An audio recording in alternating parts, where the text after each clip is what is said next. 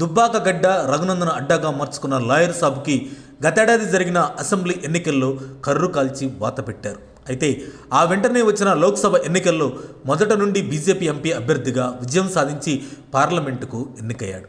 ఇదిలా ఉండగా ఈ మధ్య అధికార కాంగ్రెస్లో భారీ చేరికలు జరుగుతున్నాయి. దీనిపై స్పందించిన BJP fire brand Medak MP Raghunandan Rao ఆసక్తికర వ్యాఖ్యలు చేశారు. బుధవారం హైదరాబాద్ నాంపల్లిలోని బీజేపీ స్టేట్ ఆఫీసులో ఆయన మీడియాతో మాట్లాడుతూ ఈ నెల చివరిలో అసెంబ్లీ సమావేశాలు ప్రారంభమయ్యే నాటికి మరో 15 మంది బీఆర్ఎస్ ఎమ్మెల్యేలు పార్టీ మారే అవకాశం ఉందని బిగ్ బాంబ్ పేల్చారు. మరో 15 నెలల వరకు అసలు బీఆర్ఎస్ పార్టీ ఉంటుందా అని గులాబీ వర్గాల్లో గుబులు పుట్టేలా షాకింగ్ కామెంట్స్ చేశారు ఎంపీ రఘునందన్ రావు. ఇక అసెంబ్లీ ఎన్నికల్లో ఇచ్చిన హామీల అమలు విషయంలో సీఎం రేవంత్ రెడ్డి అడుగులు తడబడుతున్నాయని ఎద్దేవా చేశారు. అధికారంలోకి వచ్చి 6 నెలలు దాటినా కాంగ్రెస్ ఇచ్చిన హామీలు అమలు కాలేదని, కమిషన్ల పేరుతో కాలయాపన చేస్తున్నారని రేవంత్ సర్కార్పై ఆగ్రహం వ్యక్తం చేశారు.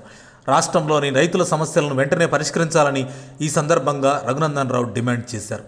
సీఎం రేవంత్ రెడ్డి ఢిల్లీ పర్యటనకు సమయం సరిపోతుందని, ఇక రాష్ట్ర అభివృద్ధి కోసం ఒక్క క్షణం కూడా ఆలోచించడం లేదని విమర్శించారు. ఇదిలా ఉంటే రాష్ట్రంలో అధికారం కోల్పోవడంతో బీఆర్ఎస్ ఎమ్మెల్యేలు అధికార కాంగ్రెస్ పార్టీలోకి జంప్ అవుతున్న విషయం తెలిసిందే. ఇప్పటికే 6 కారు పార్టీ ఎమ్మెల్యేలు కాంగ్రెస్ పార్టీలో చేరారు. రేపమాపో మరికొందరు గులాబీ ఎమ్మెల్యేలు సైతం త్వరలోనే అధికార పార్టీలో జాయిన్ అవుతారని పొలిటికల్ సర్కిల్స్లో వార్తలు కోడైకుస్తున్నాయి.